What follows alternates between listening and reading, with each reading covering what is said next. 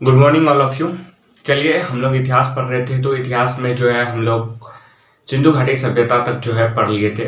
आज हम लोग जो है तीसरा खंड इतिहास को तीन कालखंडों में बांट के बताए थे, जो कि फर्स्ट ऑफ ऑल प्राग ऐतिहासिक, उसके बाद सेकंड आद्य ऐतिहासिक और लास्ट ऐतिहासिक काल था। प्राग ऐतिहासिक काल में आप लोग को बताए, इसको जो लिखा गया ये पुरातात्विक साक्ष्य के आधार पर लिखा गया। जैसा कि वहाँ पुरातात्विक साक्ष्य में जैसे कि आप पुराने समय में जो है जो वस्तु मिले, जैसे पत्थर के औजार, कांसा के औजार और भी कुछ जैसे लोटा थारी, उस समय जो भी यूज होता था, पत्थर के हथियार ये सब वगैरह वगैरह जो भी यूज होता था, उसके आधार पे जो है कार्बन 14 पद्धति और जो जीवाश्म मिला उसके आधार पे जो है प्राग ऐतिहासिक काल को लिखा गया था। नेक्स्ट आद्य ऐतिहासिक काल में आप लोग को बताएं, इसको भी जो लिखा गया ये पुरातात्विक साक्ष्य के आधार पर ही लिखा गया। लेकिन यहाँ देखा गया कि यहाँ जो है लिखित स्रोत मिलता है, लेकिन इतिहासकार या जो आर्कियोलॉजिस्ट थे वो इतिहास जब लिखे तो इनको यहाँ लिखित विवरण भी मिला। ये पुरातात्विक साक्ष्य के साथ साथ लिखित विवरण भी मिला, लेकिन जो है यहाँ का लिपि ऐसा लिखा हुआ था जो कि इतिहासकार पढ़ नहीं सके। कौन सा लिपि में लिखा गया था इसको पढ़ नहीं सके, तो ये आद्य ऐतिहासिक को भी जो है पुरातात्विक स्रोत के अनुसार लिखा गया। और नेक्स्ट ऐतिहासिक कालखंड को आज हम लोग डिस्कस करेंगे। तो ऐतिहासिक काल में देखिए, इसको जो लिखा गया पुरातात्विक साक्ष्य के साथ साथ कुछ और भी साक्ष्य हैं, जैसा कि विदेशी यात्री, कुछ यहाँ विदेशी यात्री आए भारत में, वो भारत के बारे में बताए, वो लिख के गए, वर्णन किए, तो ये भी साक्ष्य है। तो सबसे इतिहासकार सबसे सहज ढंग से ऐतिहासिक काल का ही वर्णन अच्छे ढंग से कर पाए। और आपको इसके साथ साथ साहित्यिक स्रोत भी मिलता है, जैसा कि साहित्यिक स्रोत में जैसा कि आपको जो भी आप कौटिल्य के बारे में जानते होंगे, वो अर्थशास्त्र लिख के गए, तो वो साहित्यिक स्रोत हो गया। तो और भी कुछ पुस्तक सब लिखा गया था, जो जैसे कि धार्मिक, गैर धार्मिक, रामायण, महाभारत, तो उसके आधार पे जो है ऐतिहासिक काल को लिखा गया। तो चलिए ऐतिहासिक काल में हम लोग मुख्यतः तीन आधार पर पढ़ेंगे। तीन आधार के थ्रू ऐतिहासिक काल को लिखा गया था, इतिहासकार लिखे थे। तो वो कौन सा आधार था? हालांकि इसका आधार बहुत है, तो आधार बहुत ज्यादा हैं, लेकिन मुख्यतः तीन आधार होते हैं जैसे कि ऐतिहासिक काल को लिखा गया था, जिसमें हम लोग पढ़ेंगे सबसे पहले पुरातात्विक साक्ष्य। पुरातात्विक साक्ष्य में जैसे सिक्का, अभिलेख, ये सब आपको देखने को मिलेगा।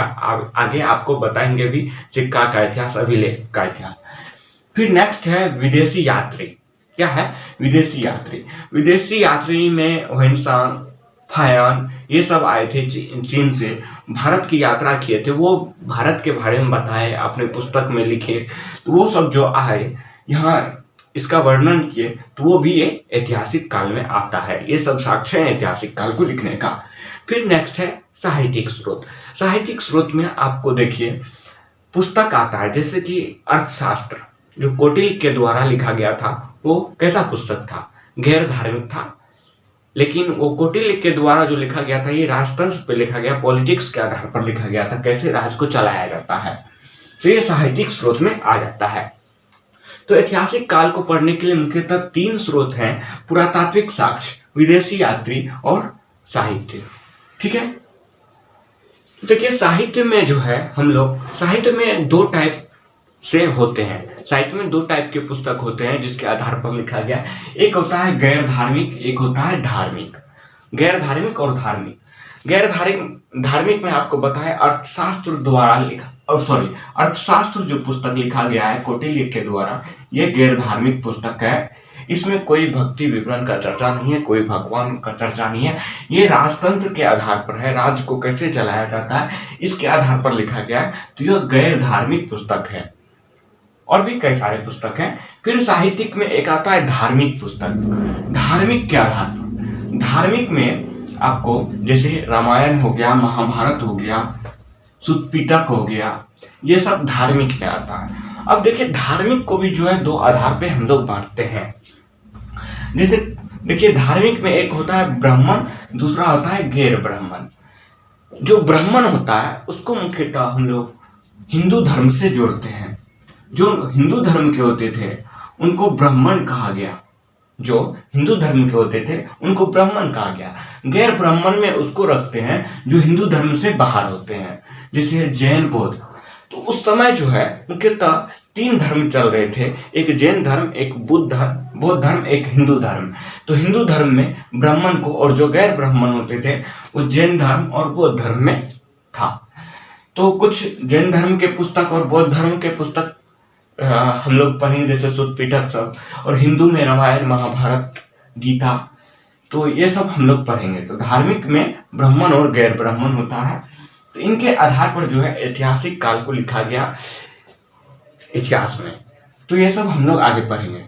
तो देखिए, ऐतिहासिक काल में सबसे प्रमुख स्रोत, सबसे पहला स्रोत जो है ये पुरातात्विक साक्ष्य है। पुरातात्विक साक्ष्य में आप लोग को जैसे बताएं सिक्का, अभिलेख, तो इसका चर्चा हम लोग करते हैं। फिर हम लोग विदेशी यात्री के बारे में चर्चा करेंगे। फिर हम लोग कुछ साहित्यिक स्रोत के बारे में चर्चा करेंगे। तो पुरातात्विक स्रोत जो है, सबसे पहले पुरातात्विक स्रोत सिक्का है, और सेकेंड हम लोग अभिलेख का चर्चा करेंगे।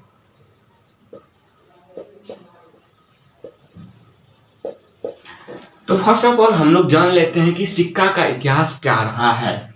ऐतिहासिक कालखंड को जो लिखा गया, तो इसके आधार पर सिक्का का इतिहास क्या रहा है। सिक्का का इतिहास अब हम लोग कैसे पढ़ेंगे, देखिए। तो किस समय कौन सा सिक्का बनाया गया था और कैसे चला था, वंश के आधार पर हम सिक्कों का अध्ययन करेंगे, फिर अभिलेख का अध्ययन करेंगे। जैसे कि मानिए कि अभी जो है 4G चल रहा है, धीरे धीरे अब 5G भी आ गया। तो ये किसका समय है, अभी कालखंड किसका चल रहा है, हमारे उस समय जो वंशज होता था, उस समय वंशज के अनुसार चलता था। जैसे आप मुगल काल पढ़ेंगे, कुषाण वंश पढ़ेंगे, और चंद्रगुप्त मौर्य का मौर्य वंश पढ़ेंगे, तो वो उस समय वो आधार था, वंशज काल के अनुसार था। लेकिन अभी जो भारत में शासन चल रहा है, ये जनता द्वारा चुना गया प्रतिनिधि होता है, प्रधानमंत्री उनके द्वारा होता है। जैसे मानिए कोई जो है नरेंद्र मोदी अभियान लाए, वो जो है जैसे सर्व शिक्षा अभियान चला था, वो किसके समय था, वो किसके समय था, मनमोहन सिंह के समय। हो सकता है उसको शिक्षा में कुछ सुधार करके, उसमें चेंजिंग करके, ये किसके काल में हुआ, नरेंद्र मोदी के समय। तो भारत का जो अब इतिहास लिखा जाएगा, तो ये इसको वंशज के आधार पर नहीं, इसको एक मूर्त रूप किसको मान लेगा, प्रधानमंत्री को। तो इसके समय में ये हुआ, इसके समय में ये हुआ। तो जो भी पढ़ेंगे, जैसे शिक्षा के बारे में पढ़ रहे हैं, तो शिक्षा किसके समय में हुआ, किससे तुलना किया जाता है, ये प्रधानमंत्री से तुलना किया जाता है कि इसके समय में ये हुआ, उसके समय में ये सुधार हुआ। तो सिक्का को भी जो हम लोग पढ़ेंगे, ये वंशज के अनुसार पढ़ेंगे। ऐसे एग्जाम्पल भी पढ़िए, जैसे 4G 5G चल रहा है, ये मुकेश अंबानी, अनिल अंबानी जो है अभी ये चला रहे हैं, मुख्य मालिक वो है, ठीक है, जियो 4G सब जो चल रहा है। फिर आगे आने वाले पीढ़ी हो सकता है वो डेथ कर जाएंगे आने वाले समय में, तो उसका जो जनरेशन होगा वो चलेंगे। तो उसका जो जनरेशन होगा वो चलेंगे 7G 8G, हो सकता है 7G 8G सब चले, 10G तक चले। फिर हो सकता है उसके आने वाला जो जनरेशन होगा, मतलब अनिल अंबानी, मुकेश अंबानी के पोता, वो चलेंगे। तो वो जनरेशन के हिसाब से तुलना करें तो मुकेश अंबानी के जो पुत्र हुए वो 7G 8G चला है। तो हम लोग यदि जियो का विस्तार पढ़ेंगे, तो जियो 4G 5G किसने चलाया, ये अनिल अंबानी ने चलाया। फिर उसका जो पुत्र होगा आकाश अंबानी, मानो आकाश अंबानी हो सकता है कि 6G 7G चलाए। तो जियो का यदि हम लोग इतिहास पढ़ेंगे तो किससे तुलना करेंगे, इनके वंशज से करेंगे, अनिल अंबानी के वंशज से, ठीक है। तो अब हम लोग सिक्का को जो पढ़ेंगे, उसी आधार को लेके पढ़ेंगे कि किस समय, किसके काल समय खंड में, किसके वंशज के समय में कौन सा सिक्का चल रहा था, कैसा सिक्का चल रहा था। फिर उसके बाद हम लोग अभिलेख पे चर्चा करेंगे। तो चलिए हम लोग सिक्का का अध्ययन करते हैं। तो सिक्के का अध्ययन जो है क्या कहलाता है, न्यूमोस्मेटिक। सिक्के का अध्ययन न्यूमोस्मेटिक। तो अब हम लोग इसको कालखंड के अनुसार सिक्के का अध्ययन करेंगे, जिसमें सबसे पहला कालखंड सिंधु काल है। सिंधु काल में जो है सबसे पहले जो सिक्के का प्रयोग होता था, ये टेराकोटा का प्रयोग होता था, टेराकोटा सिक्का का प्रयोग होता था। जैसा कि आप लोग बताए थे, टेराकोटा जो है मिट्टी और लाल बालू का जो है मिश्रण होता है, उसी से जो है सिक्का बनाया गया था। तो सबसे पहला जो है सिक्का यूज हुआ था वो टेराकोटा का यूज हुआ था, सबसे पहला टेराकोटा। फिर सिंधु काल के बाद उसके बाद का काल आता है सबसे पहले मौर्य काल। मौर्य काल में 3 टाइप के सिक्के चले थे, आहत सिक्का, पंचमार्क सिक्का और पर्ण सिक्का। आहत सिक्का, पंचमार्क सिक्का और पर्ण सिक्का। चंद्रगुप्त मौर्य के बारे में जानते होंगे, मौर्य काल, चाणक्य के भी बारे में जानते होंगे। देखिए आहत सिक्का क्या होता था। आहत सिक्का वो होता था, जैसे देखिए किसी को आहत पहुंचाते हैं, कैसे, यदि आप चोट लगा देंगे तो उसको आहत पहुंच जाएगा।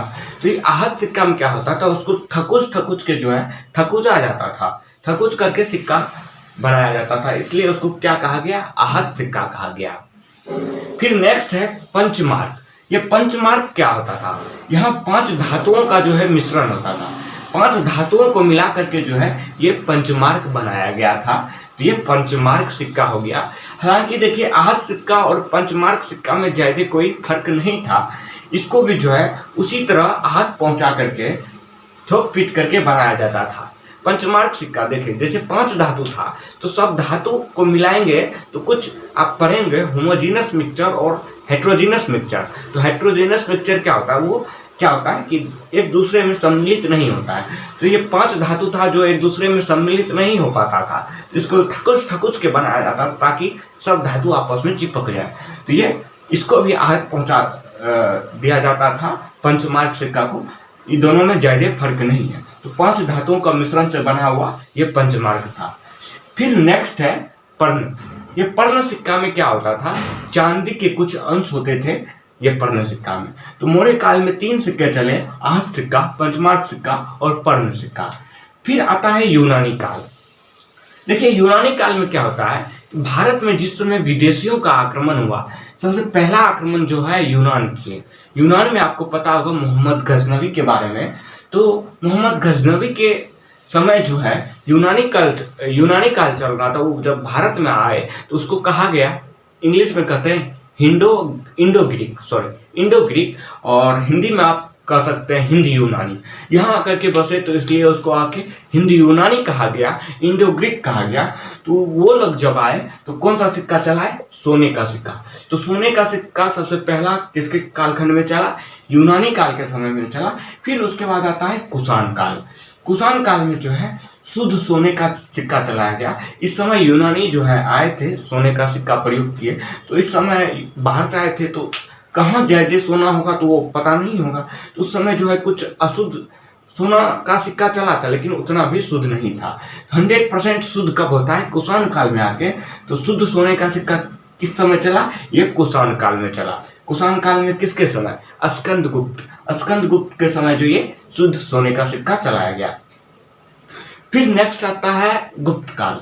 गुप्त काल में देखिए अशुद्ध सोने का सिक्का। इस समय क्या हुआ था, इस समय सर्वाधिक सिक्का बनाया गया था। यदि आपको क्वेश्चन पूछ दे किस कालखंड में सर्वाधिक सिक्का बनाया गया था, ये गुप्त काल एक ऐसा कालखंड था जिसमें सर्वाधिक सिक्का बनाया गया था। अब बताइए क्वांटिटी बढ़ाएंगे तो क्या होगा, क्वालिटी में डिफरेंस आएगा। यदि वस्तु का कमी हो जाएगा, क्वांटिटी बढ़ा देंगे तो निश्चित ही है कि उसके पदार्थ में कमी आएगा।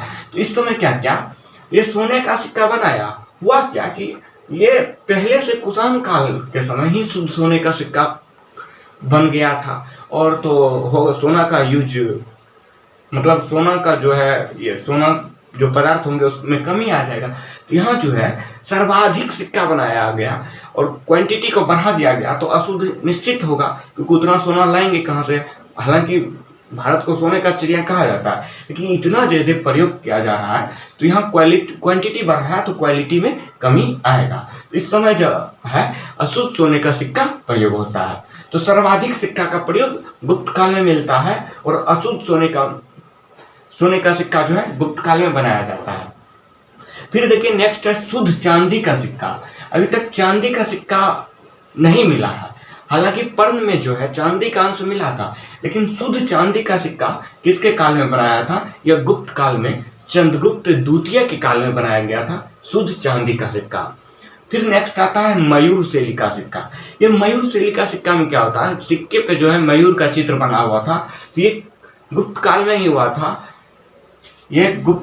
हुआ था, फिर उसके बाद यूज होता है कौड़ी का प्रयोग। कौड़ी आप लोग जानते होंगे, कौड़ी देखे होंगे, समुद्र में मिलता है, शंख टाइप से होता है कौड़ी। आपको इमेज भी दिखा देते हैं, ये देखिए इमेज, ये कौड़ी है, ठीक है।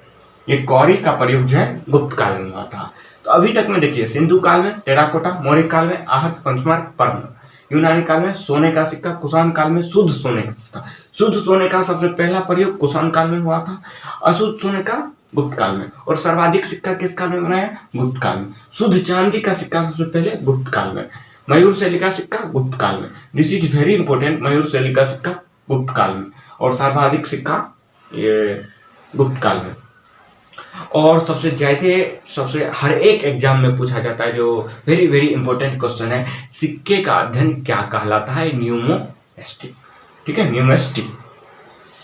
अब जो है हम लोग उसके बाद गुप्त काल के बाद आता है सातवाहन वंश, सातवाहन काल, जो कि आपको यदि भारत में ये किधर था तो इस समय आंध्र प्रदेश और महाराष्ट्र में ये कालखंड चल रहा था, सातवाहन वंश चल रहा था। तो इस समय शीशे का प्रयोग हुआ था। शीशे का प्रयोग पूछे, शीशे का सिक्का का प्रयोग पूछे तो ये सातवाहन वंश में चला था। फिर सातवाहन वंश के बाद जानते हैं कि आप भारत में जो है मुगल प्रवेश कर गए थे। लगभग ये उत्तर भारत में मुगल का जो है प्रवेश हुआ था, मध्य भारत में, दिल्ली सब में। तो ये मुगल वंश में जो है चमड़े का सिक्का का प्रयोग हुआ था, जो हुमायूं किए थे। हुमायूं के बारे में सुने हम कि चमड़े का सिक्का का प्रयोग क्यों हुआ था। अब बताते हैं क्यों हुआ था। देखिए उसके बाद ही बिहार में जो है शेरशाह सूरी थे। बिहार में शेरशाह सूरी का ननिहाल माना जाता है। ये 3 सिक्के का प्रयोग किए, एक दाम, एक रुपया, एक असरफी। तो इसका बताते हैं आगे, पहले हुआ था क्या, ये आप लोग भी पढ़ेंगे हुमायूं और शेरशाह सूरी के बारे में। देखिए मुगल वंश के हुमायूं थे। हुमायूं जो है एक बार क्या किए, ये शेरशाह सूरी जब इसको खदेड़े तो हुमायूं क्या किए, ये बहुत डरपोक थे, ये क्या किए, भाग गए। जब भागने के दौरान इनको पता, रास्ता का उतना पता नहीं था, बाहर से आए थे तो निश्चित ही रास्ता को उतना पता नहीं होगा। ये क्या किए, भागने के दौरान समुद्र में ही कूद गए। समुद्र में ही कूद गए तो क्या होता है कि आगे चल के इनको कौन बचाता है? निजाम बादशाह। निजाम बादशाह हुमायूं को बचाते हैं, किससे? चमड़े के थैले से। वो क्या होते हैं कि मल्लाह होते हैं, समुद्र में मछली पकड़ रहे होते हैं, तो ये चमड़े के थैले से हुमायूं को बचाते हैं। उनको उतना पता नहीं रहता है, तो हुमायूं को बचाते हैं। तो ये हुमायूं निजाम बादशाह को आगे चल के एक दिन के लिए राजा बना देते हैं। जिस समय वो निजाम बादशाह जो है चमड़े का सिक्का का प्रयोग करते हैं एक दिन का राजा में, तो उस समय जो है मुगल काल में चमड़े का सिक्के का प्रयोग होता है। फिर देखिए शेरशाह सूरी जो हुमायूं को खदेड़ा था, बिहार से भाग चले थे। कहाँ भाग चले थे? वो ईरान भाग चले थे। ईरान में ससुराल इतना खच्चर था, ईरान में भी जाके सेटिंग वेटिंग कर लेता है। देखता है कि उसका भाई नहीं है तो एक लड़की से क्या करता है, ये सेटिंग वेटिंग कर लेता है हुमायूं। फिर वहां जाके जो है कुछ दिन रहते हैं, फिर भारत पुनः वापस लौट के आते हैं, फिर इनका मृत्यु हो जाता है। तो ये ज्यादा दिन चलते भी नहीं है। तो शेरशाह सूरी जो थे, शेरशाह सूरी कौन सा सिक्का चलाए थे ये देख लीजिए, जो बिहार के थे। ये दाम चलाए, फिर रुपया चलाए, फिर असरफी चलाए। दाम, रुपया, असरफी आप जानते होंगे, यदि अभी प्रयोग होता है दाम का, जैसे आप पूछते होंगे कि प्राइस किसी वस्तु का रहता है तो ये कितना दाम में दिया, कितना दाम में दिया, तो दाम का प्रयोग जो है उस समय किसने किया था? ये शेरशाह सूरी ने किया था। फिर रुपया, अभी जो हम लोग प्रयोग करते हैं, तो रुपया का भी प्रयोग शेरशाह सूरी के द्वारा हुआ था। और असरफी, असरफी का प्रयोग जो है ये शेरशाह सूरी के द्वारा हुआ था। तो बिहारी होते हुए शेरशाह सूरी का जो है अभी तक रुपया दाम सब चल रहा है। तो ये पूछेगा सबसे ज्यादा प्रयोग इसमें किसका चला? ये दाम का प्रयोग चला था। सबसे सर्वाधिक प्रयोग दाम का चला था। अभी तक में सर्वाधिक प्रयोग किसका हुआ था? दाम का। अब तो रुपया चल रहा है। और सबसे कम प्रयोग चमड़े का सिक्का का हुआ था। ये एक दिन के लिए राजा बना था तो उस दिन प्रयोग हुआ, कुछ दिन तक चलता रहा, फिर चमड़े का सिक्का जो है खत्म हो जाता है। तो ये दाम का सबसे ज्यादा प्रयोग हुआ। तो ये हो गया आप लोग का सिक्के का इतिहास। फिर हम लोग नेक्स्ट क्लास में अभिलेख का इतिहास को पढ़ेंगे। तो देखिए आज हम लोग क्या क्या पढ़े। ऐतिहासिक काल में हम लोग 3 मुख्य आधार माने जिसको पढ़ने का पुरातात्विक साक्ष्य में आपको, फिर उसके बाद विदेशी वृत्तांत, विदेशी यात्रा, फिर उसके बाद हम लोग साहित्यिक स्रोत को माने, जिसमें हम लोग पुरातात्विक साक्ष्य में सिक्का अभिलेख को पढ़ेंगे। तो आज हम लोग सिक्के का अध्ययन किए। सिक्के का अध्ययन में सब कालखंड के अनुसार के सिंधु काल में टेराकोटा चला, मौर्य काल आता है, उसके बाद आहत पंचमार्क प्रश्न चलता है, फिर यूनानी काल आता है जो कि विदेशी आक्रमण होता है यूनानी, जिसको इंडो ग्रीक कहते हैं। तो ये सोने का सिक्का का प्रयोग किए। कुषाण काल आया, फिर शुद्ध सोने का प्रयोग हुआ, फिर गुप्त काल आया, गुप्त काल में अशुद्ध सोने का सिक्का का प्रयोग हुआ जो कि सर्वाधिक सिक्का का प्रयोग हुआ, शुद्ध चांदी का सिक्का का प्रयोग हुआ, फिर मयूर शैली का सिक्का ये गुप्त काल में होता है, फिर कौड़ी का प्रयोग जो है गुप्त काल में होता है। शीशे का सिक्का सबसे पहला सातवाहन वंश में प्रयोग होता है मुगल काल में, चमड़े का सिक्का और शेरशाह सूरी दाम रुपया असरफी चलाते हैं। तो यहाँ से इंपॉर्टेंट जो बनता है सिक्के का अध्ययन, न्यूमोमेस्टिक।